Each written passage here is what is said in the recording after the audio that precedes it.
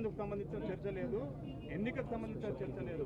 అందరూ ఎక్స్పెక్ట్ చేస్తారు. విచిత్రం ఏమంటే ఈరోజు రాష్ట్రంలో పరిస్థితి ఏమంటే రాహుల్ గాంధీకి గాంధీ కుటుంబానికి ఈయనకి 1000 కోట్లు ఉన్నాయట ముఖ్యమంత్రి కాడ. దోసుకున్న పైసలు 2 ఏళ్లల్లో మరి ఢిల్లీకి చెత్తందుకే 1000 కోట్లు ఉన్నాయంటే ఈయన ఎన్ని వేల కోట్లు మింగిండో రాష్ట్ర ప్రజలు ఆలోచించాలి. వేల కోట్లు మింగడానికేమో రేవంత్ రెడ్డికి 2 ఏళ్లలో చాలా టైం దొరికింది. దోపిడీ బ్రహ్మాండంగా చేస్తూ ఉన్నారు.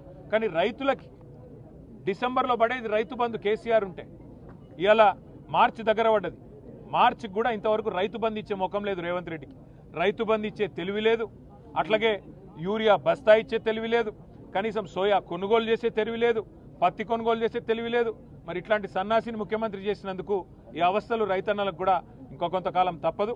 కానీ ఒకటి మాత్రం పక్క, గాంధీ కుటుంబానికి ఇచ్చే 1000 కోట్లు నీ అయ్యసొమ్మ నీ అబ్బసొమ్మ ఏడికెళ్ళి తెచ్చినావో రేవంత్ రెడ్డి రాష్ట్ర ప్రజానికానికి సమాధానం చెప్పాలి. ఎన్ని వేల కోట్లు నువ్వు దోపిడీ చేస్తే మరి గాంధీ కుటుంబానికి 1000 కోట్లు ఇస్తానంటున్నావు. అది తెలంగాణ ప్రజల రక్తమాంసాలు కాదా? తెలంగాణ ప్రజల చెమట కాదా? ఇక్కడి ప్రజల సొత్తు నువ్వు దోపిడీ చేసి గతంలో నోటుకి దొరికిపోయిన ఓటుకి నోటు కేసులో ఇవాళ 1000 కోట్లు అని చెప్పి ఓపెన్గా చెప్తుంటే మరి బీజేపీ ఏం చేస్తున్నది? కేంద్ర సంస్థలు ఏం చేస్తున్నాయి?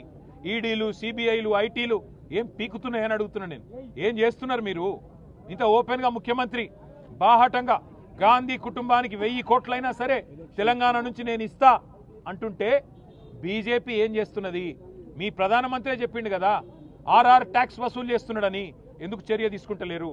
ఎందుకు రేవంత్ రెడ్డిని, ఎందుకు కాంగ్రెస్ ప్రభుత్వ అవినీతిని బీజేపీ ఒక రక్షణ కవచంలాగా కాపాడుతున్నదో సమాధానం చెప్పాలని చెప్పి కూడా మేము డిమాండ్ చేస్తా ఉన్నాం. Thank you.